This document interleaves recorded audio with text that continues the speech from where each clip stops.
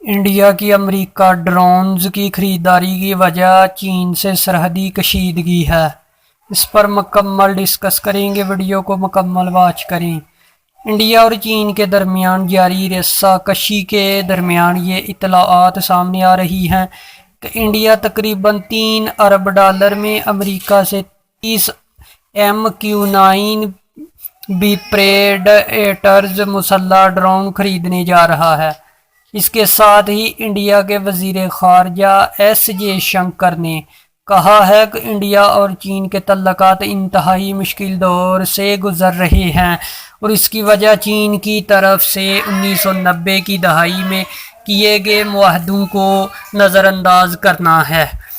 India وزیر خارجہ کے مطابق ان معاہدوں کے تحت سرحدی علاقوں میں فوجیں جمع نہیں کی جا سکتی۔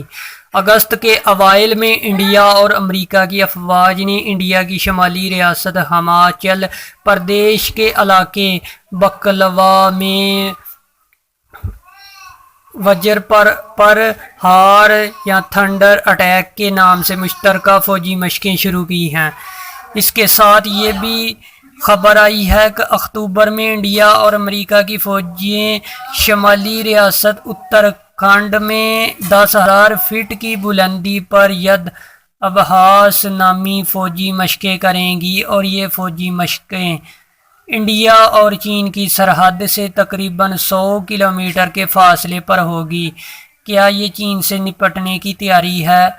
دراصل یہ بحث بھی گرم ہے کہ زمین سے فضا میں مار کرنے والے S-400 میزائل سسٹم کی دوسری کھیپ جو انڈیا روس سے خرید رہا ہے کو انڈیا اور چین کے درمیان line of actual control LAC پر تعینات کیا جا سکتا ہے۔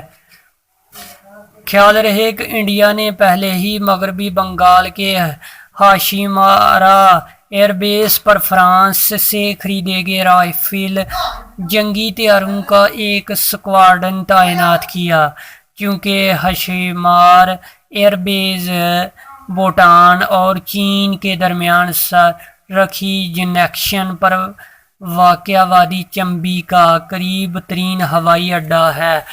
اس لیے یہ خیال کیا جاتا ہے کہ اس ایئر بیس پر رافیل کی تعیناتی کا مقصد چین کی سرحد کے قریب ہونا اور اس پر قریب سے نظر رکھنا ہے۔ ان تمام باتوں سے یہ اندازہ لگانا مشکل نہیں کہ چونکہ چین کے ساتھ جاری سرحدی تنازع سرد مہری کا شکار ہے، اس لیے انڈیا بھی اپنی عسکری تیاریوں کو بڑھانے میں کوئی کسر نہیں چھوڑ رہا۔ MQ-9 بی ڈرون کیا ہے؟ MQ-9 بی ڈرون 35 گھنٹے سے زیادہ تک فضا میں رہنے کی صلاحیت رکھتا ہے اور یہ 4 ہل فائر میزائل اور تقریباً 450 کلوگرام گولہ بارود لے جا سکتا ہے۔ MQ-9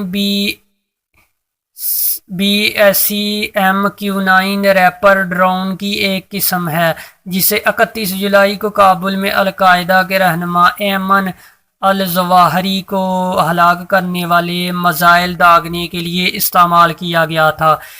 ان ڈرونز کو ہٹانے والی کمپنی جنرل اٹامکس گلوبل کارپوریشن کے چیف ایگزیکٹو ڈاکٹر ووک لال نے حال ہی میں انڈین خبر رساں ایجنسی PTI سے بات چیت میں تصدیق کی ہے کہ اس معاملے پر دونوں ممالک کے درمیان بات چیت میں کافی پیش رفت ہوئی۔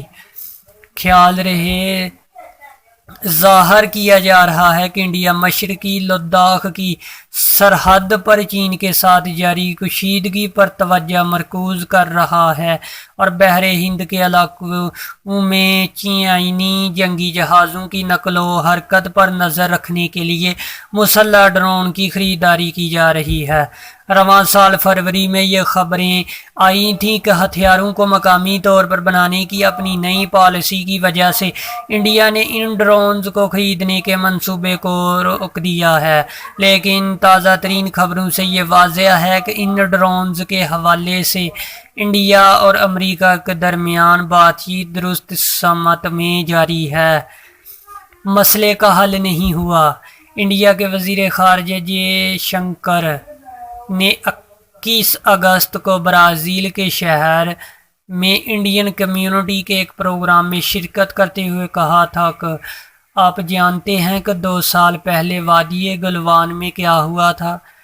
جے شنکر نے یہ بھی کہا کہ چین انڈیا کا پڑوسی ہے اور ہر کوئی اپنے پڑوسی کے ساتھ اچھے تعلقات چاہتا ہے، لیکن اس کے لیے باہمی احترام اور باہمی حساسیت ہونا چاہیے۔ 18 اگست کو بنکاک میں جے شنکر نے کہا تھا کہ چین نے سرحد پر جو کچھ کیا، اس کے بعد انڈیا اور چین تعلقات بہت مشکل دور سے گزر رہے ہیں۔ جواب میں چینی وزارت خارجہ کے ترجمان نے کہا کہ دونوں ملکوں کے مشترکہ مفادات اختلافات سے بڑھ کر ہیں اور دونوں ممالک کے پاس یہ صلاحیت موجود ہے کہ ایک دوسرے کو کمزور کرنے کی بجائے ایک دوسرے کو کامیاب بنانے میں ایک دوسرے کی مدد کریں۔ مذاکرات کے 16 دور ناکافی۔ انڈیا اور چین کی فوجوں نے مشرقی لداخ میں LAC پر تعطل کو حل کرنے کے لیے اب تک 16 بار کور کمانڈر کی سطح پر بات چیت کی ہے، لیکن ان مذاکرات کے ذریعے بہت سے زیر التوا مسائل سے نپٹنے میں کوئی خاص کامیابی نہیں ملی۔ فروری سن 2021 میں فری کین نے پینگونگ تسو سے دستبرداری پر اتفاق کیا۔ اگست سن 2021 میں دونوں ملکوں کی فوجیں گوگرا ہاٹ سپرنگز کے علاقے میں پٹرولنگ پوائنٹ 17 سے پیچھے ہٹ گئیں۔